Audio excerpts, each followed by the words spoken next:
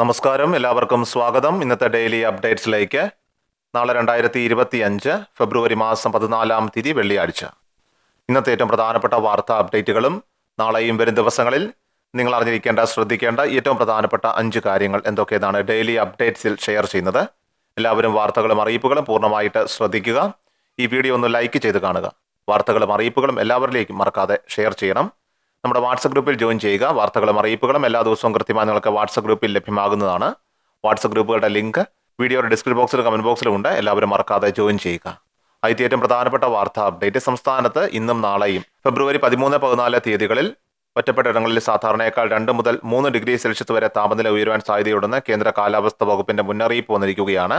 ഉയർന്ന താപനിലയും ഈർപ്പമുള്ള വായുവും കാരണം ചൂടും അസ്വസ്ഥതയുമുള്ള കാലാവസ്ഥയ്ക്ക് സാധ്യതയുണ്ട്. ഉയർന്ന ചൂട് റിപ്പോർട്ട് ചെയ്യപ്പെടുന്ന സാഹചര്യത്തിൽ സൂര്യാഘാതം, സൂര്യതാപം, നിർജ്ജലീകരണം തുടങ്ങി നിരവധി ഗുരുതരമായിട്ടുള്ള ആരോഗ്യ പ്രശ്നങ്ങൾക്ക് കാരണമാകുമെന്നും അതിനാൽ തന്നെ സംസ്ഥാന ദുരന്ത നിവാരണ അതോറിറ്റി പൊതുജനങ്ങൾക്കായിട്ട് പുറപ്പെടുവിച്ചിട്ടുള്ള ജാഗ്രതാ നിർദ്ദേശങ്ങൾ എല്ലാ പൊതുജനങ്ങളും പാലിക്കണമെന്നും മുന്നറിയിപ്പ് വന്നിട്ടുണ്ട്.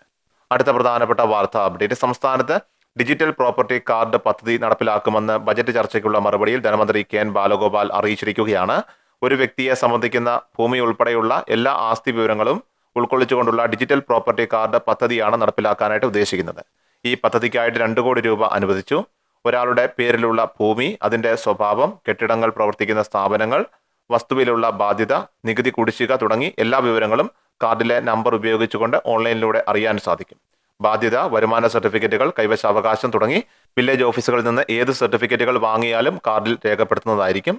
നിശ്ചിത കാലയളവിനുള്ളിൽ തന്നെ സർട്ടിഫിക്കറ്റിന്റെ ആവശ്യമുണ്ടായാൽ വീണ്ടും അപേക്ഷിക്കേണ്ടതില്ല. കാർഡോ നമ്പറോ ബന്ധപ്പെട്ട സ്ഥാപനത്തിൽ നൽകിയാൽ സർട്ടിഫിക്കറ്റ് ഡൗൺലോഡ് ചെയ്തെടുക്കാൻ സാധിക്കും.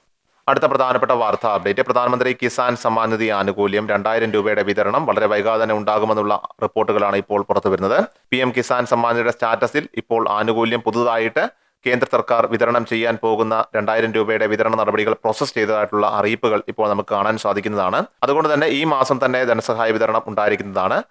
അറിയിപ്പുമായി ബന്ധപ്പെട്ടുള്ള ഔദ്യോഗിക തീയതികൾ ഇതുവരെ പ്രഖ്യാപിച്ചിട്ടില്ല എങ്കിലും 24 തീയതി ഫെബ്രുവരി 24 തീയതി പ്രധാനമന്ത്രിയുടെ ബീഹാർ സന്ദർശനത്തോടനുബന്ധിച്ചുകൊണ്ട് ഈ തുകയുടെ വിതരണം ഉണ്ടാകുമെന്നാണ് ഇപ്പോൾ ദേശീയ മാധ്യമങ്ങൾ ഉൾപ്പെടെ എല്ലാം തന്നെ റിപ്പോർട്ട് ചെയ്തിട്ടുള്ളത്. നിലവിൽ ഫെബ്രുവരി 24 തീയതിയോടെ തന്നെ അപ്പോൾ ആനുകൂല്യം അല്ലെങ്കിൽ 28-ന് മുൻപായിട്ട് തന്നെ ധനസഹായം നമ്മുടെ ബാങ്ക് അക്കൗണ്ടുകളിലേക്ക് എത്തിച്ചേരുന്ന ഒരു സാഹചര്യമായിരിക്കും ഉണ്ടാവുക. ഫെബ്രുവരി മാസം തന്നെ സഹായ വിതരണം ഉണ്ടാവുകയും ചെയ്യും.